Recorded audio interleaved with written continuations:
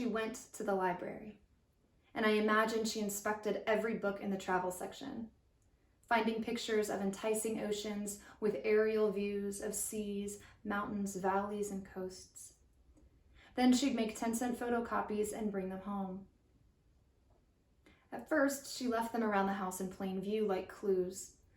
Maybe so I'd pick one up and ask her about it, where it was taken, and if she wanted to go there someday. But as time passed, she started hiding them. I'd open my sock drawer, and there one was with a smiley face drawn above it. She hid them in the glass light fixtures for when one of us changed the light bulb. She tucked them inside the car door handles with little love notes written on the backs.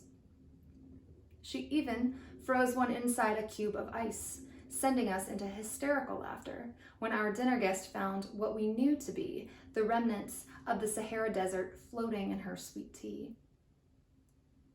I wonder if she ever pretended they were our photos. Like maybe we were so busy snapping pictures of all the beautiful places we went, we completely forgot to take pictures of each other. I hope so. I hope that now maybe her imagination and memory, what's left of it, have merged, and deep in her subconscious she became a well-traveled woman. Of course, years later the photocopies became less frequent. Months went by between finding one, until they started showing up in the wrong kinds of places. Like an image that looks undefinably wrong. Like watching a child play with a toy gun. The photocopies became crumpled and forgotten. I found them wadded in pockets when I did laundry. Stuffed under the passenger seat, chilled inside the fridge, charred inside the oven, gripped inside her hand, damp and smelling of olive oil and lavender soap.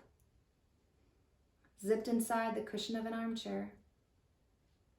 I wonder where she found this photocopy and why her logic told her to hide it in the cushion.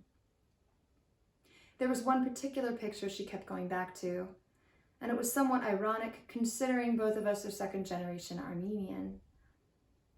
It was a picture of Istanbul in the 1900s. A coastal scene dressed the outskirts of the stacked city and bustling market, where you could barely make out a long fish frozen in midair being tossed between hands. And the more I stared, the more thoughts evolved about the people and things in the photo. Like whose hands tossed the fish and who sold the fish? Who bought the fish? Were they Turkish or Armenian?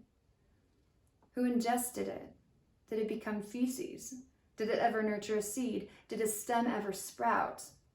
Was the bloom choked by a weed? And so on. Gadara searched the house for dimes to make these copies. And she'd tell me how she found them in the strangest places, like inside the pillow shams on the bed, and taped behind the bathroom mirror.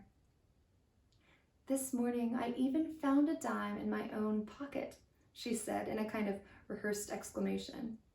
We burst out laughing, but never said out loud I was the one hiding them. It was something sweet and fragile fluttering in the air above us. I don't like thinking about the photocopies, what they mean and don't mean. And yet I still want to be close to them.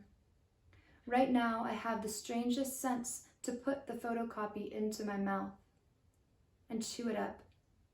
Let it coil around my gums, make a paste in my cheek. Instead, I fold it up and slip it into my pocket, and it pulses on my sore hip.